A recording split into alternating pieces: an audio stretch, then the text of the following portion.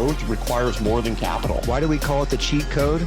Nobody said growth had to be fair. Revenue solves everything. Welcome to the cheat code. What was our fastest path to revenue? We tend to like to do things the hard way. What's the cheat code? It's giving yourself an unfair advantage over the others. What is it that really works, and how are we going to grow these organizations? That's our cheat code.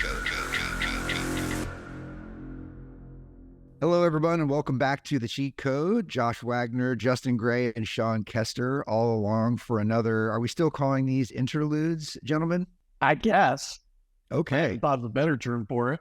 All right. Well, another interlude. The magic unicorn hour? Yeah. But we're going to interlude the interlude, I believe, on this one. So instead of just randomly talking about partnerships, we're still going to talk about partnerships. But if you didn't see it, the three of us spoke at the Nearbound Summit this week, which was a virtual event hosted by, is their company called Nearbound, or is it Reveal, or what's the story? Yeah, the media arm is Nearbound, and the software is Reveal, but next week everything will be called something different anyway.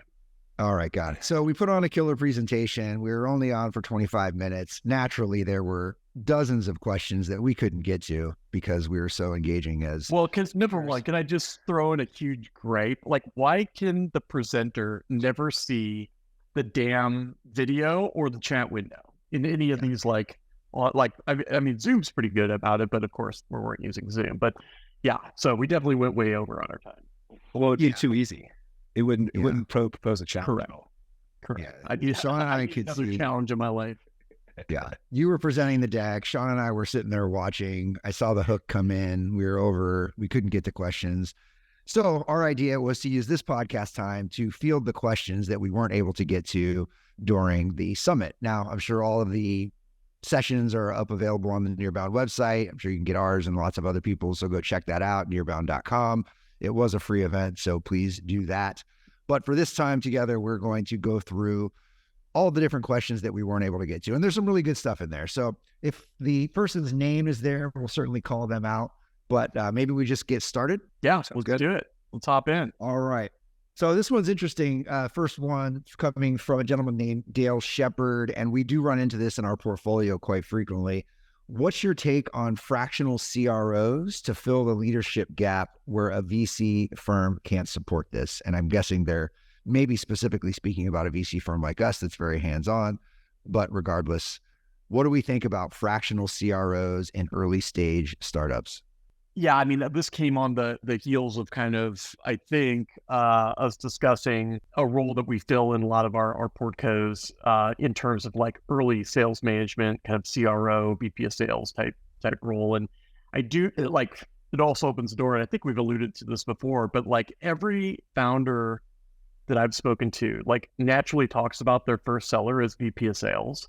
And I think that's largely because they're trying to punch them up their weight class and get someone that is willing to take a shot on a very early stage organization. They want to reward them with title. But like, that's such number one, like to squarely answer the question, at least from my perspective, like it's not possible and often like very rarely a good fit, whether it's fractional, whether it's organic W-2, if they're not carrying a bag and if that isn't their primary role, right? Like just to interject a layer of sales management into that, I think it's difficult from a financial perspective for an organization, because if you're truly not selling, like that is a massive expense. I don't, even in a fractional scenario, I don't run into a lot of people that like are willing to do that for a low cost point. And so again, that's like part of the thesis that we have. And I went to look up.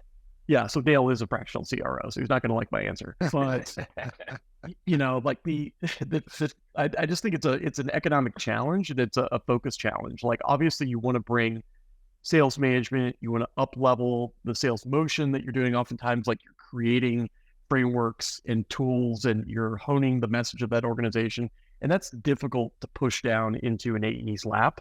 But augmenting it in a way too early, I think is just really, really challenging. Yeah, I mean, I think the title of fractional CRO, the CRO just kind of puts a level on that's too high for the stage of business at that point in time. And so, I mean, I'm a fan of having some fractional sales leaders in there, or even sellers, to try to have a lower cost for entry to build out some of those frameworks and those motions and the overall go-to-market plays. But, from a CRO perspective, I mean, I haven't been involved in an organization where we had a CRO before, $25 to $30 million in ARR, let alone trying to kick off, your first million. And so I think there's some fundamental things you can use maybe from an advisory perspective to try to get some input on how to build some of those early programs and motions. But you really need someone in the trenches in order to get things done at that early stage. Yeah. So Sean, you bring up a good point. Let's be fair to Dale here a little bit. What are those thresholds where it starts to make some sense? Because, we're a little biased in that we're talking about our world of early stage startups. We're working in that 500K to maybe 2 to 3 million in ARR. Where does that start to make a little bit more sense? Is it really that 25 million, or are there shades of gray in there? Well, and also, what is a CRO?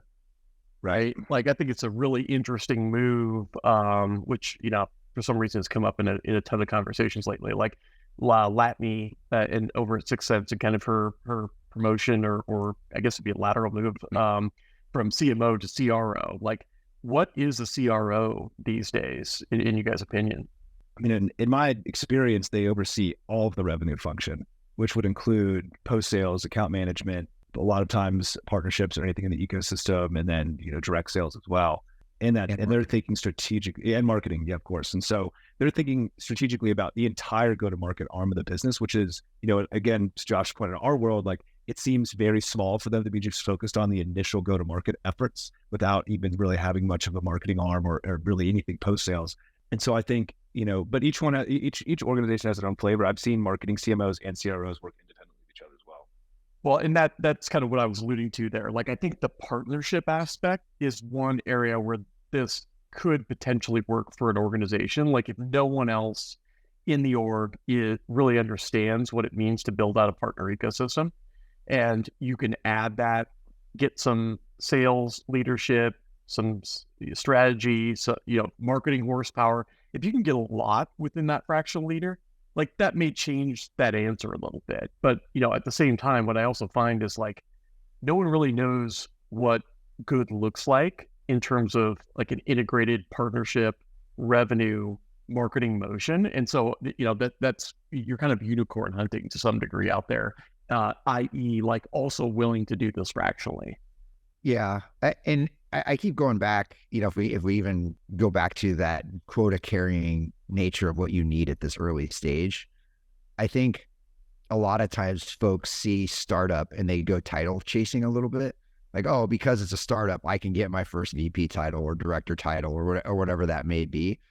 But does it really matter? Like, what are you in for, right? Like, are you in to grow something, make the company grow, therefore you're going to grow? If you're carrying a bag, you're going to make more money. Like, I don't know. I think people get too caught up in title chasing. And then even the concept of fractional CRO fits into that. Like, okay, you've got all this experience. Now you can be a CRO for a dozen companies at once. Is that realistic? I've shit on this topic a lot as well, but, like, it's totally hypocritical of me because like I got some early advice from a boss of mine who was like, take title in lieu of money early on. And so, like, if you're not going to be at that organization for 5 years, maybe it's a 2 or 3 year run. Like, I do think it's hard to shit all over the concept completely because once but here's the challenge, right? Like, that advice was given through the lens of, like, 15 years ago corporate ladder climbing to where you worked at, probably a mid or enterprise level organization. And if that logo parity and title are there, then yes, like, you've now changed the trajectory of your career. To your point, if I'm dealing with 500K in ARR and I'm the CRO, like, that's pretty transparent these days, right? Like, tell me how that organization did. Like, oh, I can look at their LinkedIn, I can look at their website. I can see that, they had a bad outcome. Like, people could triangulate those pretty quickly. So I think the age old, like, I work at Coca-Cola or Frito-Lay and, I'm going to take title as my next step is much different than what we're seeing in the startup landscape. So long story short, I don't think it does anyone any favors when the title and the organization size are out of parity. Yeah, that's a great point. like in baking where everyone's a vice president, right? Right. And but I do think so. I will just to counterpoint that a little bit. There is a threshold where title matters enough to get a meeting. So you can't just be labeled AE, and that even though you're running the sales organization and go in and be able to knock on the door of another VP and try to get them to take a meeting. So I think there's that ambiguous head of, right, that we all put on labels on in startup world, which gives you the flexibility to be promoted to a director, or it gives you the flexibility to promote them to a VP, right? It's kind of this, hey, you're going to run things for now and see how it goes. So I think there's a little bit of clout that has to be put on it. But to your point, like, I mean, it's function, right? It's if you're running the thing, you're running the thing. I think it doesn't matter as much. You just have to be careful that you learn faster than your experiences, so that when it becomes time to layer, that you're not layered, that you become that next layer. Yeah, for sure. No, I get that. All right, well, let's shift gears a little bit. We got Manoj Bhatia. What verticals get you guys the most pumped up? Guys, what do we care about these I'm days? pumped up just thinking about it. I just love pumped up verticals.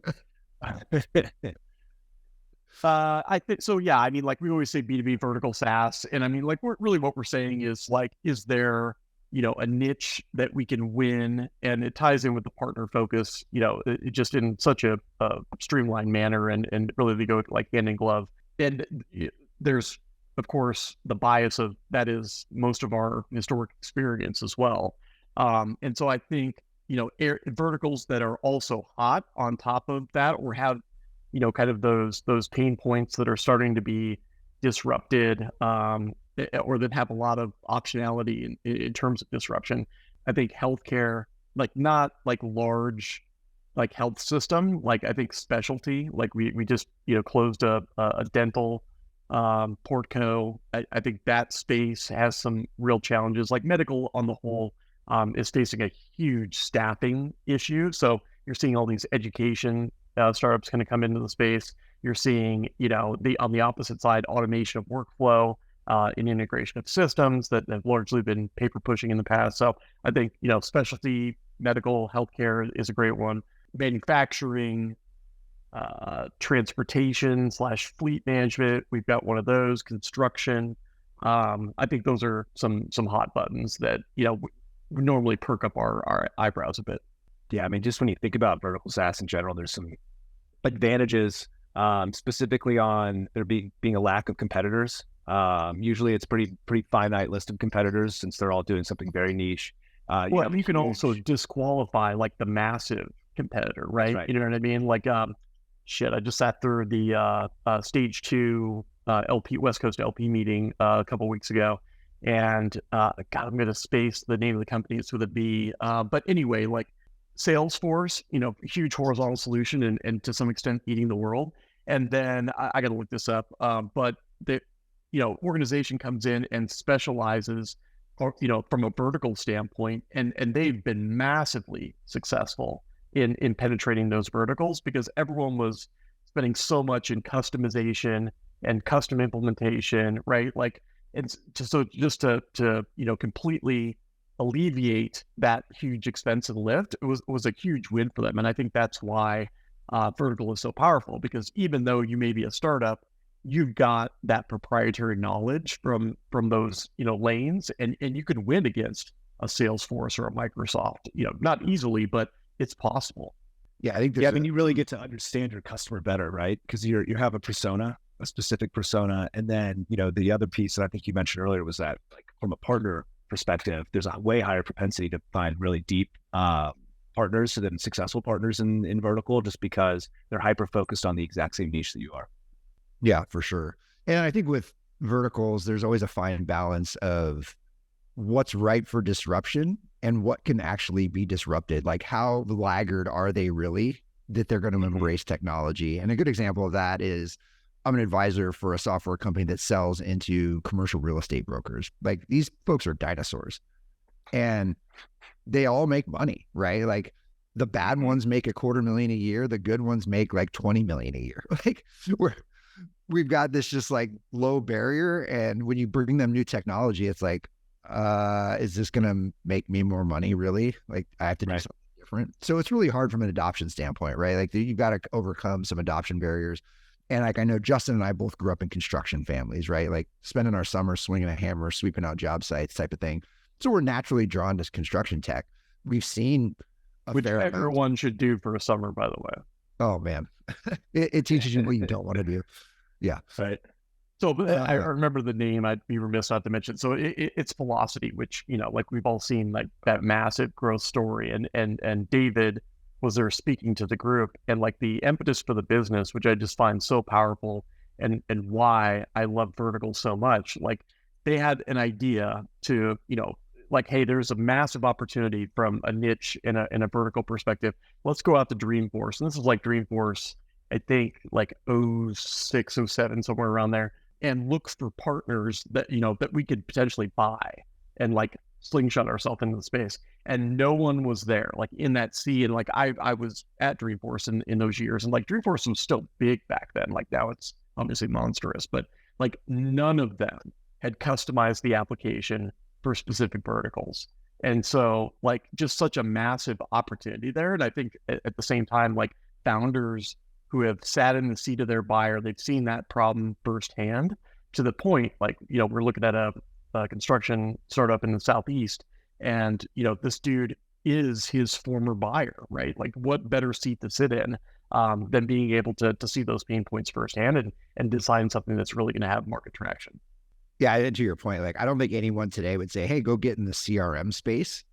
But we have a great example here in the Phoenix area of a CRM startup that sells into non-for-profits, and they are doing extremely well, right? Like they're completely verticalized. They only do one thing. They know the nuance of fundraising, getting, you know, what we call them limited partners, but, you know, sponsors or whatever, you know, angels, whatever you want to call them. I mean, and they're just doing a tremendous job of growing their business. Funny, I talked to their CRO yesterday, and since this is a Nearbound topic, he said that he's literally rolled out the LeadMD partner playbook from when we were in our early days. And, you know, that was very humbling to hear that, you know, we were enough of an influence at that point to use that model and really roll it out. And he said something super poignant. He's like, it's not a partner team. We don't have a partner team. It literally is from our executive team to our sales team, to our marketing team, to our CS team. Like it's got to be ingrained. He goes, we have challenges for sure, but it's slowly getting every team bought into the concept.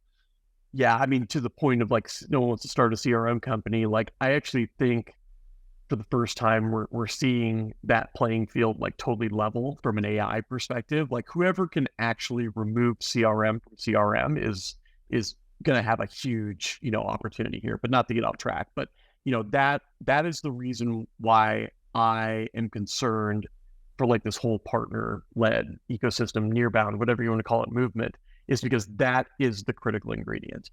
And you cannot do this from a midpoint in the organization. You can't do it at the bottom of the organization, which, sorry, organizations do have hierarchies. Like unless that's being driven from the top, it's not going to work, or at least will not work in, you know, to its fullest potential.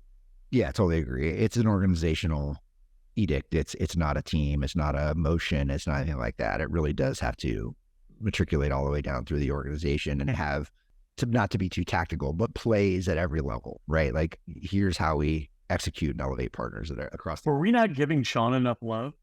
Maybe not. He just dropped the podcast. Wow, dude. He's like, dude, you guys suck. I need some more FaceTime.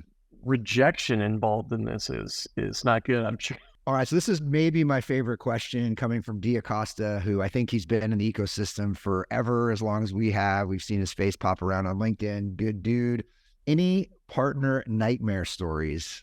Gray, I know you've got some. I certainly have my own as well, but I'll let you kick it off.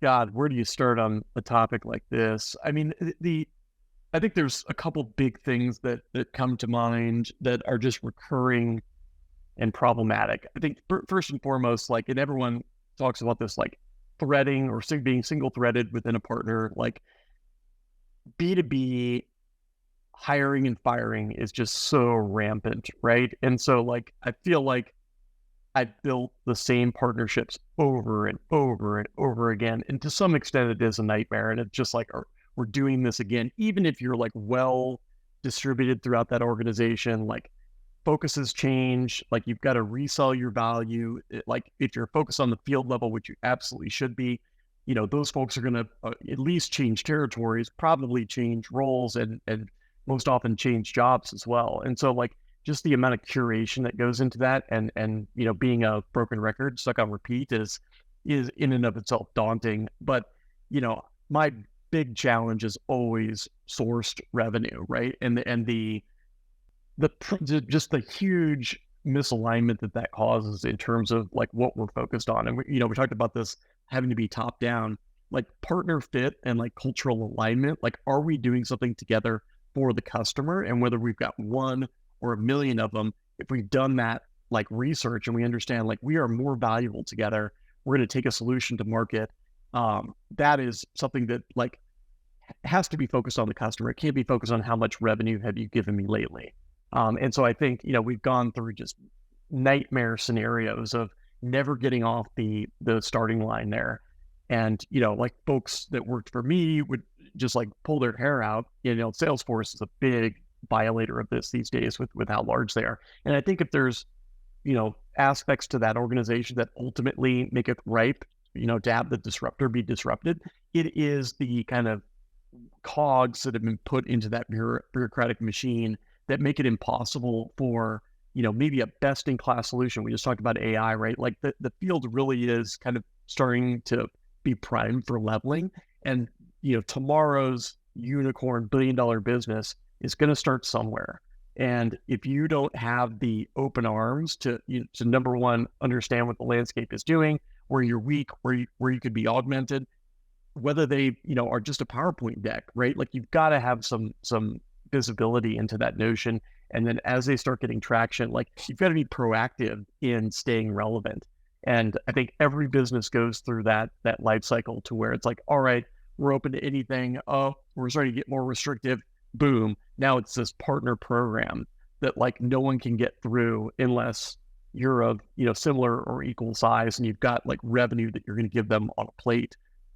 That is, just like I could go into specifics, but we'd be here all day, like such a disappointment, quite frankly, because I think there's so much opportunity if you are focused on the customer and what you can jointly do together. That barrier of sourced revenue is just, again, a fucking nightmare. Well, I've got Sean. Welcome back. Sorry we weren't giving you FaceTime and my power went out. Conversation. My internet reset. Yeah, so we're talking about partner horror stories, and Justin's kind of giving the overall narrative. I'm going to give two explicit examples, and I'm just going to throw these companies under the bus. Why not? So, please say one starts with an L. Two of them start with an S, and Sean was employed with one of them at one time. So, oh no, the first is Salesforce, right? Which we all know could be a pain in the ass, but we had a consulting engagement for a company, and our job was to build their tech stack, right? So to curate the entire, what's the marketing and sales tech stack going to look like? We recommended Salesforce and Marketo from a CRM and marketing automation standpoint. We get assigned to our AE, and this just shows you, how deep the trust thing has to be. We tell the AE, listen, we've already scoped this whole thing out. It should be a pretty easy slam dunk deal for you. For Salesforce, our only ask is please don't bring up Pardot. Like we can't bring up Pardot. We don't want to derail anything and whatnot. So make the intro. They do a sidebar car. First thing they do is bring up Pardot. Well, it's important to note they had already reviewed Pardot and Marketo, right? Correct. Like, and made a different decision, and they're still beating this drum. Yeah. So they first thing they do is they bring up Pardot. And the second thing they do is recommend they don't work with us, and they use their professional services team in order to, or one of their other partners to do this implementation. So that's a short story for what turned up to be a complete nightmare. And then the other, and Sean, I don't know what your involvement was at this point in the SalesLoft ecosystem, but we were working with them to partner on outsourcing implementations to LeadMD in a little bit more of a white label manner. And I can't remember who the team was at that time, but I can tell you, but I'm not going to mention his name. Yeah, we went through the certifications, we went through the trainings, we got our team ready to take on, I think we had agreed on something contractually like 5 implementations a month or something to get started, pretty lightweight. And they weren't charging a lot of money for them. So we weren't making a ton of money. Yep. It was just really a play to start to build relationships within SalesLoft more broadly. And So a month or so goes by. I'm like, man, we really haven't seen any action. We signed a contract for this stuff. What's going on?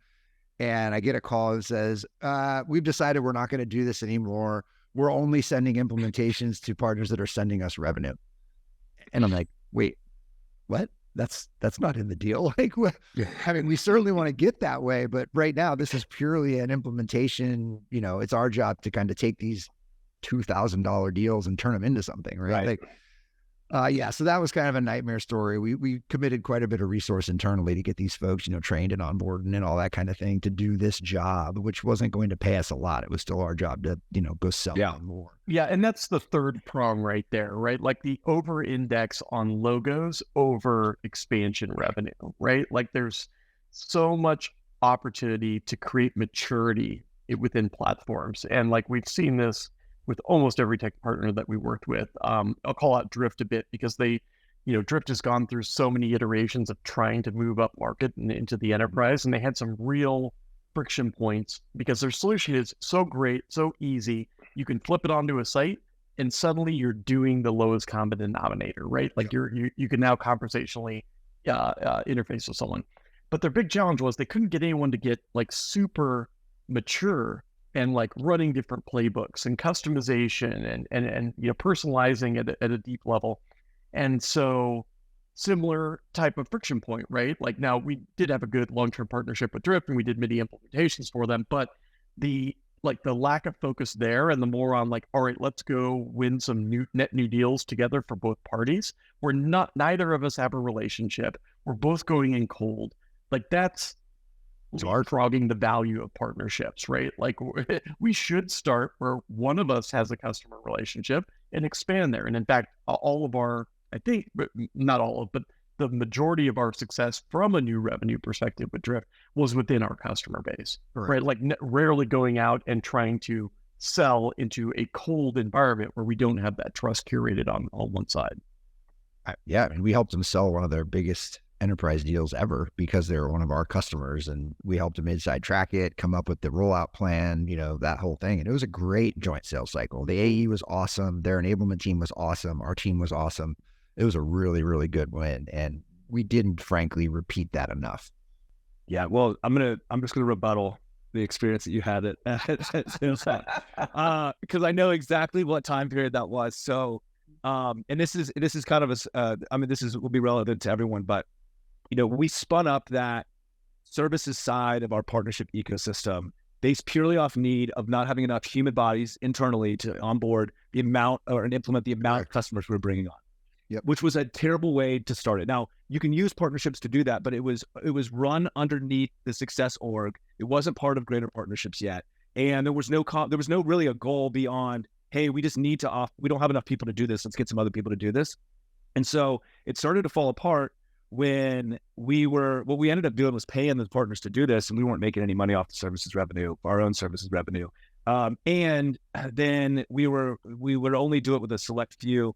But basically, a lot of folks had the same experience that you all did, where we kind of, it was like, we put the carrot out in front there and then pulled it and then changed the goals and whatever. And what we ended up looking back on is like, what we wanted was more expansion revenue. And that's what we ended up driving towards. So it ended up rolled under there. But from another nightmare story, lesson to other folks around where partnerships reports into, during the time that we were building this thing, I would either report it to the CEO, the CRO, the CMO. So each one had very different goals for what the organization should do, the partnership organization, or different motivations. And so a couple of the nightmare stories was reporting to CMO for one part of a strategic partnership, and then the CRO, and then having everything switch in the middle of it. And I kind of want to address like an experience that was when you have a CMO in charge of or leading partnerships, a lot of times they're looking for what they call quote unquote strategic partners, which is really just logos or their homies that are other CMOs, and they want to announce something together. And so what ends up is this immaterial partnership where you just kind of talk about each other all the time. You just promote each other. You're just kind of, you give each other pats on the back, and it really goes nowhere. You're like, hey, so-and-so's aligned with this organization. And I wish I could drop names here because you would understand why it made absolutely no sense. But we had great logos sit next to each other and we do a bunch of content together. We put each other on stage. Each CMO would be on each other's conference stage, whatnot. And then you're running around just having to do all this busy work, which really was just a content goal. And then when you switch that over to the CRO's perspective, they just want deals. So they don't really care what you're doing. They don't care if you're announcing things together, you're doing integration. They want their VPs to be aligned with each other. They want to be swapping calls back and forth, right? And so then it gets really tactical with like how we're going to go to market together, which does get results. But at the same time, they're just looking for deal intros. And if they're not getting it, then they're not wasting their time with those relationships either. And then that gets ingrained into the sales folks' head. And all of a sudden you've got these massive different priorities from different edges of the organization. And you really can't get much traction going forward, and then things fall apart. And I think it's really something that people should think about is what you label strategic relationships and what strategic partnerships, because just because it's a cool logo doesn't make it strategic. And just because, it would sound good to go promote it together doesn't mean it's actually going to drive revenue. Yeah. I mean, the unfortunate part about that is like, it's such a critical reminder on, partnerships cannot be like a wart on someone's ass, in one section of the business, right? Like it has to be umbrella. It has to be driven by the CEO. And like most things, the CEO has to tailor the goals for each, division or functional unit of the business in line with what they can support, right? But they all have to come together on overall metrics. And I think, just really putting out some fundamental things like partner attachment as like one of the ultimate goals of the organization, and something that we're going to measure. It actually, starts to even get into the next question that we got. But like when you create just fundamental visibilities like that and say like, this is going to be not only what we capture, but how we look at the world. This is our lens. How many partners of ours are they using? How many have we attached? And then again, waterfall those KPIs down. So yeah, marketing, you can own campaigns, you can own top of funnel, you can own awareness and brand, but everyone's got to work together so those components click. Remember the Marketo Infor strategic partnership? Oh yeah. What the hell? What the hell is an Infor new partnership? Yeah. I mean, that's and it's funny because it passes the sniff test on so many aspects, right? Like, we are losing to a company that has an embedded CRM. We need a CRM partner. But whoops, we forgot to really understand that none of our existing customer base uses that CRM. It was aspirational in terms of like, oh yeah, we want to compete in a new area, but you've got to look at who serves your customer today, as well as who serves the area that you want to expand into. Or all of your, employees and your reps just sit there scratching their head saying like, how am I supposed to sell this, into the patch that I'm used to? All right, last one from Patricia Bush. And I wish I had more context to this question, so we'll do our best. But how do you calculate the cost of not having data? What is the cost to a company when they do not know how to capture visibility? So who wants to jump in there? I think this, just for the context, I think this came on the heels of obviously like the KPIs conversation that we were having, in terms of, collecting that data. And, like that, I'll just throw out a quick answer because I've been pretty wordy here. Like, you have to create an organizational edict to capture that data, right? And there are ways to augment that. I think we mentioned some technographic data providers out there, which pretty much everyone is these days. Everyone's bolting in the same information. But like, capture what you can, and then like, what can you do organizationally, like within your CS team, right? Like, make that one of their fundamental goals for that quarter or that half. Like, we are going to understand the tech stack of our existing customers, and we're going to use that to power the partner team, right? So whether you got it and it's dirty or you don't have it, like, the focus is I think where you have to start, right? Like, we have to have an area to collect this, and we've got to align our teams around its collection.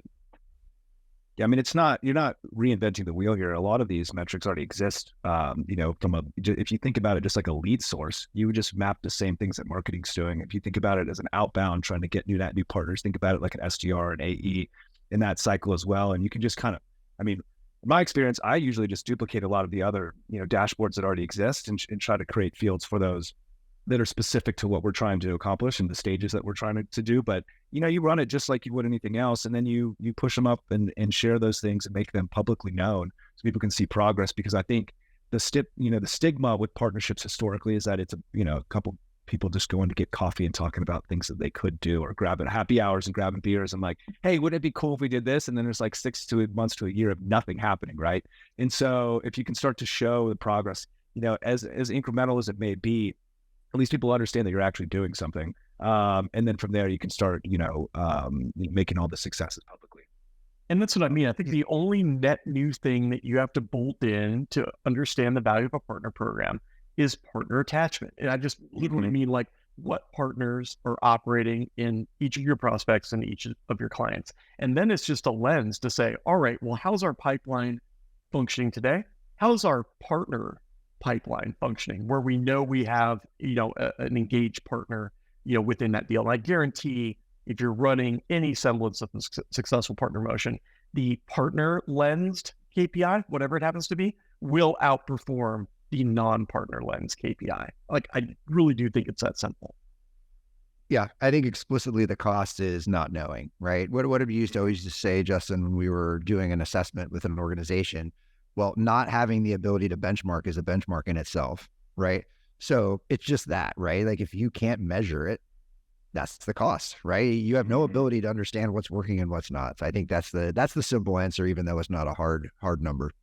The folks that are so focused on benchmarks rarely have them. Like, what is this going to yield in terms of like pipeline methods? Like, well, let me explain to me how your pipeline performs today. Well, that's our problem. Jesus, you know what I mean? Like, all right, we're looking at what are you going to hold me to then? Like a feeling? Yeah, I mean, the ultimate cost of not having data is that things will just won't get off the ground, right? You can't anecdotally say, I think anyone will anecdotally say, hey, yeah, partnership program sounds great. It'll help us grow revenue. But unless you have something to prove it, and when you ask for those hard dollars in order to invest in that program and to get those things up and running from a resources perspective, then they're going to want to know where we're going to move the needle, right? And that's where you have to have data to back it up. Well, you're exactly right. I think that is the succinct answer to this. Like, the cost of not having data is degradation of trust. Yep. Right there. If you can't point to something, like, you can't convince other people to do fill in the blank. I mean, look at our firm as an example. We're tiny, right? It's the three of us. We have Salesforce. Every time we talk to another venture capital firm, we capture that conversation, including some key things we want to know. Mm-hmm. We want to know what size checks do they write. We want to know what verticals they're interested in. We want to know what stage they do.